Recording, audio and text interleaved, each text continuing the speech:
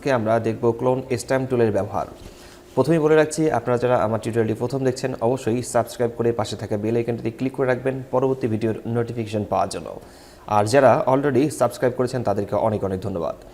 আর কোথাও বুঝতে সমস্যা হলে অবশ্যই কমেন্ট করে জানাবেন, আমি প্রতিটি কমেন্টে রিপ্লাই করে থাকি। তো শুরু করছি আজকের টিউটোরিয়ালটি, একটু মনোযোগ সহকারে দেখবেন। আর প্রথমে আমরা কথা বলছি, আমরা এখান থেকে ক্লোন স্ট্যাম্প টুল নিয়ে কথা বলবো। ক্লোন স্ট্যাম্প টুল সিলেক্ট করে নেওয়ার পর ছবিটিকে আমরা একটু জুম করে নেব। আর ক্লোন স্ট্যাম্প টুলের কাজ হচ্ছে যে কোনো একটা ছবিকে যদি আমরা রিমুভ করতে চাই, আজকে আমরা রিমুভ করবো এখানকার এই ছবিটি। আর এই ছবিটি রিমুভ করার জন্য আমাদেরকে অবশ্যই ক্লোন স্ট্যাম্প টুল সিলেক্ট করতে হবে। সিলেক্ট করে নেওয়ার পর উপরের দিকে নর্মাল অপশনটি থাকবে, এখান থেকে আপনারা নর্মালি এখান থেকে হার্ডনেস আপনারা কম বেশি করে নিতে পারেন আপনাদের পছন্দ অনুযায়ী। সেটা হচ্ছে কাজ প্র্যাকটিস করার সময় এটা আপনারা এখান থেকে করে নেবেন।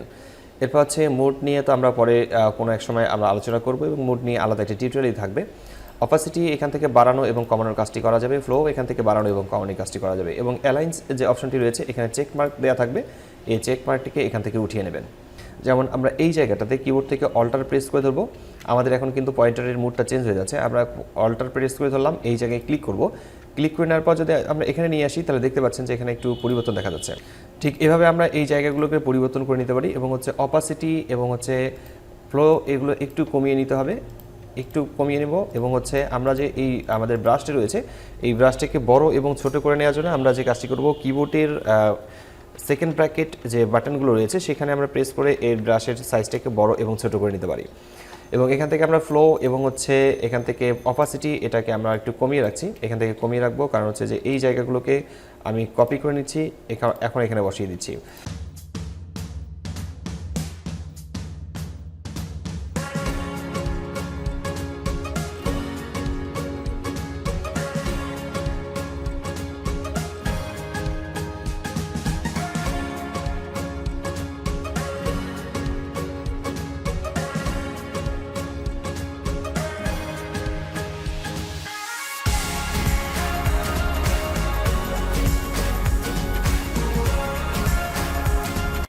তো দেখতেই পাচ্ছেন যে আমরা এখান থেকে যে ছবিটিকে রিমুভ করেছিলাম, যে ছবিটি ছিল এখানে, সেটা আমরা মোটামুটি রিমুভ করতে পেরেছি।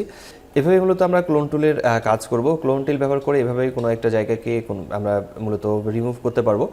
এখানে আমাদের কাছে আরও একটি ছবি আছে, আর এই ছবিটাকে যদি আমরা রিমুভ করতে চাই, দেখা যাচ্ছে যে আমরা এই জায়গাটাকে আমরা কপি করে নিই। আমরা অবশ্যই এই জায়গাটাকে কপি করে নেব, অল্টার বাটন চেপে ধরে এখানে পেস্ট করে নেব। আমরা অন্য জায়গায় কপি করে নেওয়ার পর এই জায়গায় দিয়ে দেবো। আমরা একটু খেয়াল রাখবো যে আমাদের সাবজেক্ট এবং অবজেক্ট ঠিক আছে কিনা, এটা আমাদেরকে খেয়াল রাখতে হবে। আর কালার জন্য ম্যাচ করে সেই বিষয়টা খেয়াল রাখতে হবে যে আমরা কোন কালারটিকে কোথায় দিতে চাচ্ছি, সেটা সেই জায়গাটাকে ঠিকভাবে ম্যাচ করাতে হবে।